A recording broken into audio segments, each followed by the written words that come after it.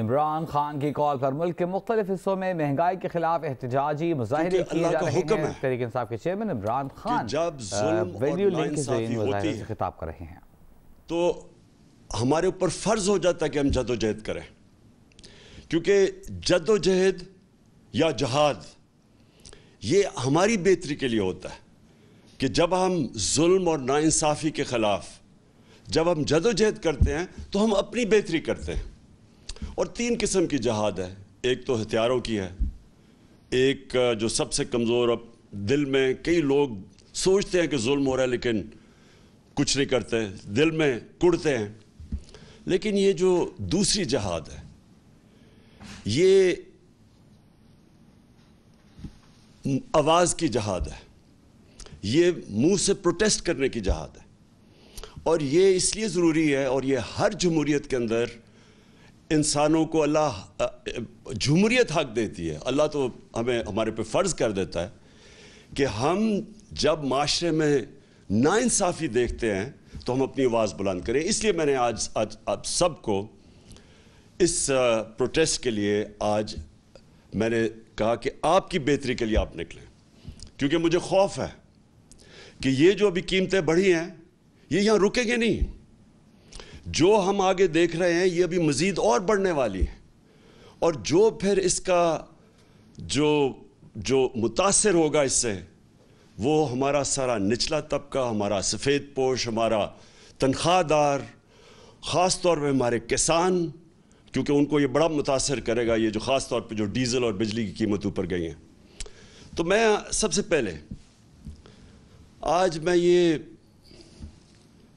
اور سارے پاکستانیوں کا یہ سوال ہے کہ یہ کیا ہوا کہ جب سے یہ عدم اعتماد ہوئی ہے اس کے بعد یہ ملک کے اندر یہ کیا طوفان آ گیا؟ یہ جو پی ڈی ایم کے لوگ ہیں یہ سب کہتے ہیں کہ جی دیکھیں عمران خان نے بارودی سرنگیں چھوڑ دی ہیں، کہ جی آئی ایم ایف سے کوئی ان کے سمجھوتے تھے جس کی وجہ سے یہ قیمتیں آسمانوں پہ چڑھا دی ہیں۔ یعنی ہمارے بعد ڈیزل، پٹرول، گیس، بجلی، آٹا، چاول، یہ ساروں کی قیمتیں بڑھ گئی ہیں، لیکن تھوڑی سی نہیں بڑھی۔ ہماری باری تو مجھے یاد ہے کوئی 12 روپیہ بڑا تھا پٹرول یا ڈیزل، تو انہوں نے مہنگائی مار شروع کر دی تھی۔ جب سے یہ آئے ہیں انہوں نے 84 روپیہ لیٹر پٹرول کی قیمت بڑھائی، 110 روپے لیٹر ڈیزل کی قیمت بڑھائی۔ اب یاد رکھیں ڈیزل خاص طور پہ کسان، اور آج کل سب سے زیادہ کسانوں کو متاثر کرے گا، اور وہ آگے ہماری فوڈ سیکیورٹی پہ، کہ ہم نے 22 کروڑ لوگوں کو کھلانا ہے۔ ہمارا تو اس وقت اگر ہمارا کسان خوشحال ہے تو ملک بہتر ہے، تو لہٰذا اس کا ایفیکٹ ہر طبقے پہ پڑے گا، ٹرانسپورٹ پہ پڑے گا اس کا، اور ابھی ایفیکٹ آگے بھی آئے گا۔ بجلی کے بل آئیں گے لوگوں کے پاس جولائی میں، اس کے بعد لوگوں کو اندازہ ہوگا کہ کتنا بڑا مہنگائی کا ایک بم پھٹا ہے۔ تو سوال ایک یہ ہے کہ یہ ایک دم اتنی مہنگائی کیوں کی ہے؟ تو یہ کہتے ہیں کہ جی ہم آئی ایم ایف پروگرام میں تھے۔ آئی ایم ایف کے پروگرام میں یہ تو 2 مہینے سے ہیں، ہم 2.5 سال سے آئی ایم ایف کے پروگرام میں تھے۔ کیا ہمارے اوپر پریشر نہیں تھا یہ قیمتیں بڑھانے کا؟ کیا ہم نے نہیں آئی ایم ایف سے ہماری بار بار نیگوسیشنز ہوئی؟ کیا ہم نے اپنے لوگوں کے مفادات کی حفاظت نہیں کی؟ اور یہ کیوں نہیں کر سکتے؟ کیا ہمیں جب انہوں نے کہا تھا کہ پٹرول اور ڈیزل کی قیمت بڑھاؤ تو ہم نے 10 روپے کم کی تھی؟ کیسے کی تھی؟ ہم نے ادھر ادھر سے پیسے نکالے تھے، ہماری ریکارڈ ٹیکس ہم نے اکٹھا کیا تھا، اور جب ریکارڈ ٹیکس اکٹھا کیا اور پھر ہم نے جگہ کہیں پیٹ کاٹ کے، لیکن ہم نے 200 ارب کی سبسڈی دی ڈیزل اور پٹرول نیچے رکھنے کے لیے، کیونکہ ہمیں پتا تھا کہ جب آپ ڈیزل اور پٹرول بڑھاتے ہیں سب کچھ بڑھ جاتا ہے۔ 4 روپے یونٹ بجلی کم کی ہم نے، تو اس کے لیے سبسڈی ہم نے نکالی۔ ہم بھی آئی ایم ایف پروگرام میں تھے، اور یہ یاد رکھیں کہ ہم آئی ایم ایف کے پروگرام میں ہوتے ہوئے ہم نے ہیلتھ کارڈ دیا۔ پاکستان کی تاریخ کا سب سے بڑا اگر فلائی کام ہے وہ ہیلتھ کارڈ ہے، کہ ہر خاندان کو, ہمارے جتنے صوبے تھے, ہر خاندان کو 10 لاکھ روپیہ ہم نے ہر خاندان کو دیا 1 سال کے لیے ہیلتھ انشورنس. کسی بھی ہسپتال میں علاج کروا سکتے. کبھی پاکستان میں اتنا بڑا پروگرام نہیں آیا. پھر ہم نے کامیاب پاکستان کیا, اور کامیاب پاکستان میں ہم نے قرضے دیے سود کے بغیر نچلے طبقوں کو. ہم نے احساس کے پروگرامز کی سب سے زیادہ پیسہ خرچ کیا احساس پہ. احساس راشن کیا کہ لوگوں کو, ہم نے نچلے طبقے کو 1.5 کروڑ گھرانوں کو, 1.5 کروڑ گھرانوں کو ہم نے احساس راشن کارڈ دیا کہ وہ جا کے آٹا, گھی اور چینی وہ ایک ڈسکاؤنٹ پہ لے سکیں کریانہ سٹور سے. تو یہ ساری چیزیں ہم بھی آئے ہوئے پروگرام میں تھے. اس کے باوجود ہم نے اپنے قوم کا دھیان رکھا. ہم نے کوشش کی کہ لوگوں کے اوپر پریشر نہ پڑے. یہ کہتے ہیں کہ جناب دنیا میں عالمی مہنگائی ہو گئی. عالمی مہنگائی تو پچھلی گرمیوں سے ہے. یہ جو ساری قیمتیں بڑھی ہیں یہ تو پچھلی گرمیوں سے بڑھ رہی ہیں. تو یہ ہمیں بھی سارا کچھ فیس کیا. کہنے کا مقصد یہ ہے کہ آج یہ کیا اتنا بڑا طوفان آیا کہ ہماری مہنگائی بھی اسمانوں پہ چلی گئی اور مزید اور جانی ہے. اور اس کے بعد جو ہماری معیشت ہے, جو نقصان ادھر ہو رہا ہے. یہ جب کہتے ہیں کہ جی ہمیں بڑا مشکل برا پاکستان ملا, برا تو ہمیں ملا تھا مشکل وقت.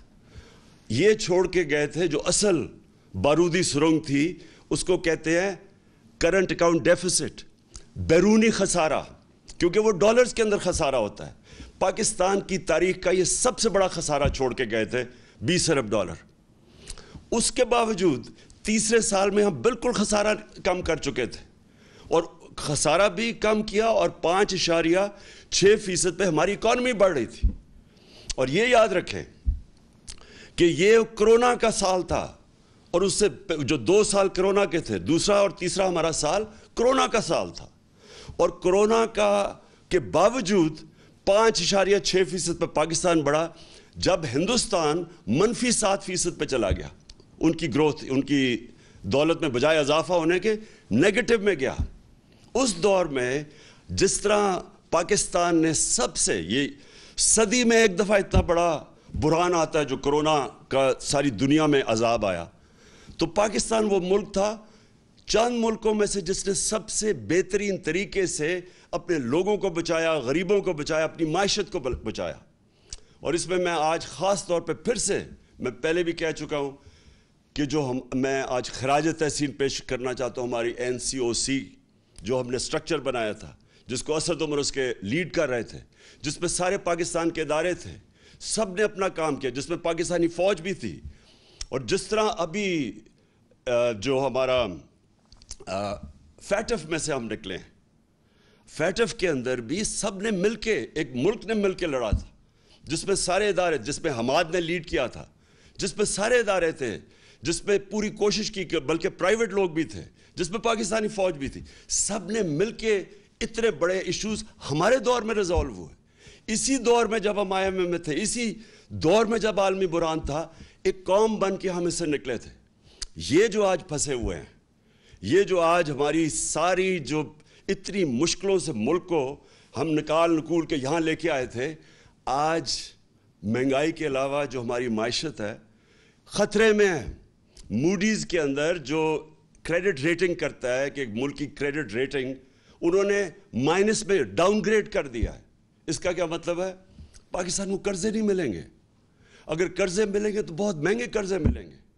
اور یہ دوسری چیز, وابڈا کا جو وابڈا کی ریٹنگ ایسی تھی کہ وہ خود انٹرنیشنل لونز لے سکتی تھی, اب جب سے یہ آئے ہیں اس کی بھی ریٹنگ ڈاؤن گریڈ کر دی ہے. اس کا مطلب کہ وابڈا کو وہ لونز نہیں ملیں گے, اور اگر ملے تو بہت مہنگے ملیں گے.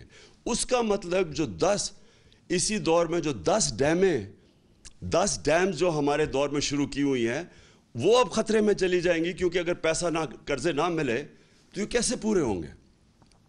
تو میرا سوال یہ ہے کہ جب یہ ملک ترقی بھی کر رہا تھا, اس کی 5.6% تیسرے سال میں اور 6% چوتھے سال میں جب اس کی اکانومی گرو کر رہی تھی, دولت میں اضافہ ہو رہا تھا, جب ریکارڈ ہم ٹیکس اکٹھے کر رہے تھے, وہ بھی ایک وجہ ہے کہ ہم پیسے نکال سکے عوام کے اوپر بوجھ کم کرنے کے, سبسیڈائز کرنے کے لیے.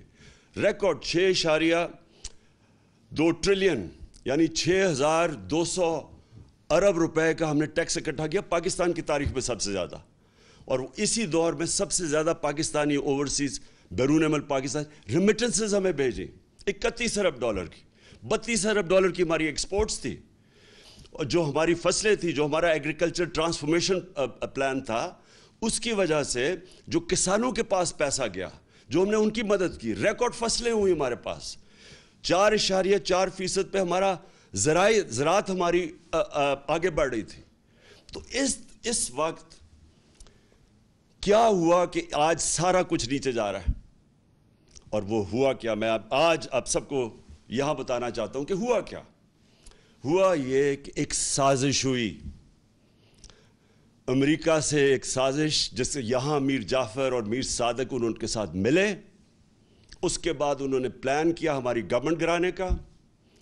اس سے جو سیاست کے اندر, جو ملک کے اندر سیاسی ماحول تھا, وہ غیر یقینی ہو گیا, پولیٹیکل انسرٹنٹی ہو گئی. اس کا افیکٹ پڑا معیشت کے اوپر.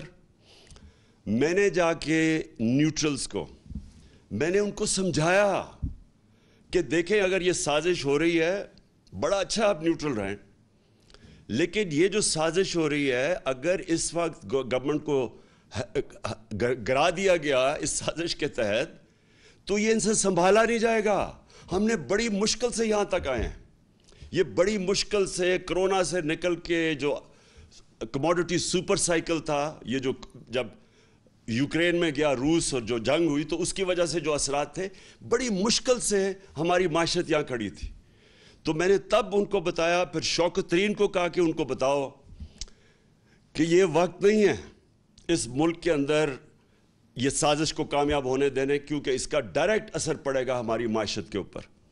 اور مجھے افسوس سے کہنا پڑتا ہے کہ وہ ٹائم تھا کہ اس سازش کو ناکام کرنے کا, کیونکہ ہمیں پتہ تھا کہ نہ ان لوگوں کے پاس قابلیت ہے, نہ ان کے پاس اہلیت ہے, اور ان کا مقصد ہی آنے کا کچھ اور ہے. ان کا مقصد اس ملک کی نہ مہنگائی کم کرنے کے لیے, نہ ان کا مقصد اس ملک کی ریفارمز کرنے کا تھا, اکانومی ٹھیک کرنے کا تھا. ان کا تو مقصد ہی کچھ اور تھا. اور وہ جو مقصد تھا, میں بڑا شکر گزار ہوں ان کے وزیر دستگیر کا, خرم دستگیر کا, جس نے ٹی وی پروگرام پہ کہہ دیا. اس نے کہا ہمیں تو صرف یہ تھا, اور اس نے دو چیزیں کہی. اس نے کہا ایک تو ہمیں ڈر لگا ہوا تھا کہ اگر یہ رہ گیا, اس نے نیب, اس نے ججز اور ڈال دینے تھے, اور اس نے ہمارے جتنے لیڈر تھے انہوں نے جیلوں میں چلے جانا تھا, جس میں شہباز شریف نے بھی چلے جانا تھا. تو پہلا تو میرا سوال یہ ہے کہ کیا یہاں کی عدالتیں آزاد نہیں ہیں؟ کیا یہاں کی جو عدالتیں ہیں اس میں کوئی ہماری انٹرفیرنس ہوئی ہے آج تک؟ ہم تو وہ زمانہ نہیں کہ ہم ٹیلی فون کر رہے ہیں کہ جسٹس کیوم جی ہمیں کیس میں یہ رزلٹ چاہیے. ہم نے تو سپریم کورٹ کے اوپر کبھی سوچا نہیں حملہ کرنے کا. ہم نے کسی ادارے کو, ہم نے آج تک ہم نے اداروں کو چلنے دیا. نیب کا ادارہ جو چلا ہے, میں بتا دوں آج کہ نیب نے کوئی 280 ارب روپیہ اپنے سارے کوئی 18 سال میں اکٹھا کیا تھا. ہمارے 3 سالوں میں انہوں نے 480 ارب روپیہ اکٹھا کیا, کیونکہ ہم نے مداخلت کسی میں نہیں کی. تو میں جو آج سوال پوچھتا ہوں کہ یہ جو خرم دستگیر نے بات کی ہے, اس سے یہ واضح ہوتا ہے کہ ان کا تو مقصد تھا ہی نہیں اور کچھ سوائے NRO2 لینے کا. ان کا تو مقصد یہ تھا. اسی لیے یہ ساری جدوجہد تھی. 3.5 سال سے یہ بار بار جو بلیک میل مجھے کیا جا رہا تھا, یہ تو صرف چاہتے تھے NRO, دوسرا NRO. یاد رکھیے ان کو پہلا NRO مل چکا ہے. ان کو ملا, جنرل مشرف نے NRO دیا, جو ساری ان کے کرپشن کیسز تھے. 2 دفعہ ان کی حکومتیں گئی کرپشن پہ 90 کی دہائی میں. تو جو سارے ان کے کرپشن کے کیسز تھے وہ سب جنرل مشرف نے معاف کر دیے تھے. یہ جو ہے یہ NRO2 ہے. یہ انہوں نے 10 سالوں میں جو چوری کی تھی, یہ 95% جو کیسز ہیں یہ سارے ان کے دور کے ہیں. یہ ان کے جو 10 سال تھے ان کے دور کے کیسز بنے ہوئے ہیں. اور اب انہوں نے کیا کیا, انہوں نے جو قانون لے کے آئے ہیں نیب کی امینڈمنٹس کا، میں آج آپ ساری قوم کو یہ بتانا چاہتا ہوں، انہوں نے جو نیب کا امینڈمنٹ قانون لے کے آئے ہیں، اور یہی قانون انہوں نے کوشش کی تھی جب ہم فیٹف کی لیجسلیشن اسمبلی سے پاس کر رہے تھے، اور ہمارا مقصد یہ تھا کہ فیٹف سی گرے لسٹ سے نکلیں، جو ان کی وجہ سے ہم گرے لسٹ پہ تھے۔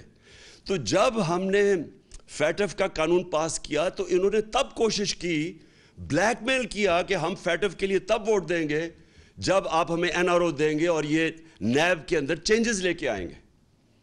تب آپ کو پتا ہونا چاہیے انہوں نے واک آؤٹ کر دیا، انہوں نے فیٹف کی لیجسلیشن نہیں پاس کی تھی، یہ باہر چلے گئے تھے۔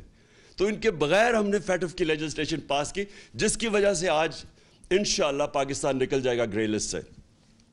تو ان کا صرف مقصد NRO2 تھا، اور انہوں نے کیا کیا ہے؟ انہوں نے اب جو چینجز لے کے آئے ہیں، ساری قوم کو پتہ چلنا چاہیے کہ 1200 ارب روپے کے کرپشن کے کیسز کل جب یہ قانون بنے گا ان کے کیسز ختم ہو جائیں گے۔ اس ملک کا 1200 ارب روپیہ جو چوری کیا ہوا تھا ان سروں کے ناموں پہ، وہ سارا ختم ہو جائے گا، اب یہ NRO2 مل جائے گا ان کو کل۔ اب سوال یہ ہے کہ یہ جب کہتے کہ جی ہم بے بس ہیں، میرا ان سے سوال یہ ہے کہ اگر آپ سنسیئر ہیں اس ملک سے، تو کیا آپ کو یہ جو 1200 ارب ہے، اس میں سے اگر آپ یہ معاف کروا رہے ہیں، سوچیں یہ اس کا 400 ارب آ جائے تو ہم پھر بجلی کی قیمت نیچے لا سکتے ہیں۔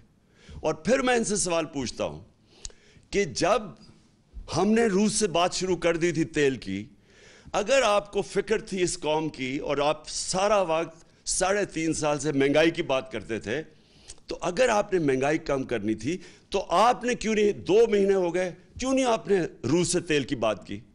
کیونکہ آپ امریکہ کے غلام ہیں، امریکہ کی اجازت نہیں ملتی۔ ہم نے جب تیل سبسڈائز کیا تھا تو ہمارا پوری کوشش یہ تھی کہ اس کے بعد ہم روس سے سستا تیل لیں گے جو ہندوستان لے رہا ہے، جو سری لنکا لینے لگا ہے، جو بنگلہ دیش لینے لگا ہے۔ ہم نے بھی روس سے تیل لینا تھا، اور اس سے پھر ہم نے لوگوں کے اوپر بوجھ نہیں آنے دینا تھا۔ انہوں نے بجائے وہ لینے کے روس سے تیل، کیونکہ ان کے جن کے یہ غلام ہیں ان کا حکم نہیں ہے ان کو، لہٰذا عوام کے اوپر بوجھ ڈال دیا۔ اصل مقصد جس کے لیے یہ آئے تھے وہ اب آپ کے سامنے آ گیا۔ NRO انہوں نے لینا تھا، NRO2 اب انہوں نے خود ہی اپنے آپ کو دے دیا ہے، اور اس سے 1200 ارب روپیہ اس قوم کا یہ ہضم کر جائیں گے۔ پہلے سارا پیسہ ہضم کیا NRO1 پہ، یہ دوسرا ہے اب۔ اور پھر جو دوسرا مسئلہ یہ ہے کہ پاکستان کو جدھر یہ لے کے جا رہے ہیں، اب مجھے خوف ہے کہ یہ اس طرف جا رہا ہے جدھر سری لنکا پہنچ گیا ہے، اور مجھے خوف یہ ہے کہ ہمارے پاس جس طرح یہ ہماری اب ریمیٹنسز گر رہی ہیں، ہماری 10% ایکسپورٹس گری ہیں پچھلے مہینے، جس طرح یہ ٹرینڈ جا رہی ہے، ہمیں خوف یہ ہے کہ ہمارے پاس ڈالر نہیں ہوں گے کہ ہم اپنا، جس طرح سری لنکا اب تیل نہیں خرید سکتا۔ آپ کو پتہ ہونا چاہیے کہ جب ہم آئے تھے، جب انہوں نے نو کانفرنس کیا تھا تو ڈالر 178 روپے کا تھا، آج وہ 208 روپے پہ پہنچ گیا۔